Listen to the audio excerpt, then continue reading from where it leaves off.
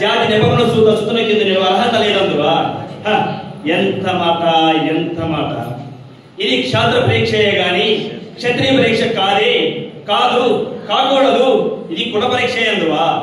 మీ తండ్రి భరద్వాజుని జననమెట్టిది, అది జుగుప్సాకరమైన నీ సంభవం ఏంటిది? మట్టి కుండలో పుట్టింది కదా.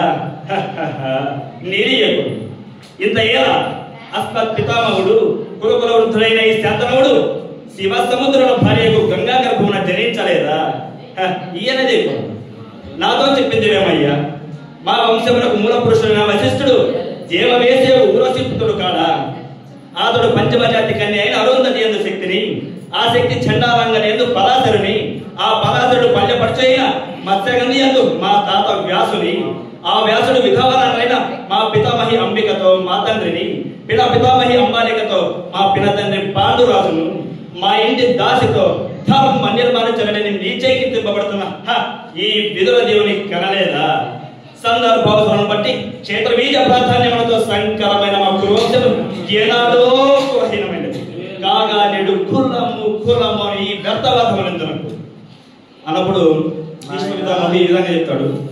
నాయన సుయోధన, ఏరుల పారుల బ్రహ్మరచుల జననములు మనము విచారించదగిన. నువ్వు అన్నట్టు ఇది ముమ్మాటికి క్షాత్ర పరీక్ష. క్షాత్రం ఉన్న వారెల్లరూ క్షత్రియులు, వారిలో రాజ్యం ఉన్నవారే రాజు. అట్టి రాజునే ఈ కురురాజ పరిషత్తులో పాల్గొనటకు అర్హులు అని చెప్తాడు. అప్పుడు దుర్యోధన విన్నాను, ఓహో, రాజుని గమానతో నిర్ణయించినది. అయినా మా సామ్రాజ్యంలో సస్యశ్యామమై సంపద విరామై వెలుగొందు అంగారాజ్యమునికి ఇప్పుడే ఇతని మూర్ధాభిషక్తుని గావించుతున్నాను. సోదర దుశ్శాసన, అనర్ఘనవర్త శక్త కిరీటమును వేగంగా తిరుము. మామ గాంధార సార్వభౌమ సురజనమణిమయ మండిత సువర్ణ సింహాసనమును తెప్పింపు. పరిజనులారా, పుణ్య భాగీరథి నదితో ఎవరను అందుకోడు. కళ్యాణ భక్తులారా, మంగళ తుర్యారాములను సుస్వరంగా అమృవని.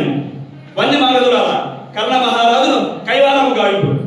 పుణ్యాంగనులారా, ఈ రాజాసుతన కపాల భాగమున కస్తూరి తిలకము తీర్చిదిద్ది బహుజనుల సుకృత పరీపాక సౌలబ్ధ సహజ కవచక వైడూర ప్రభాజ్యోనికి వాంఛలు విలగంధమించినప్పుడు నేను ఈ సకల మహాజన సమక్షమున పండిత భాష మాధ్యమమున సర్వదా శతదా సహస్రత ఈ కులకలంక మహాపంకము శాశ్వతంగా ప్రక్షాళనగా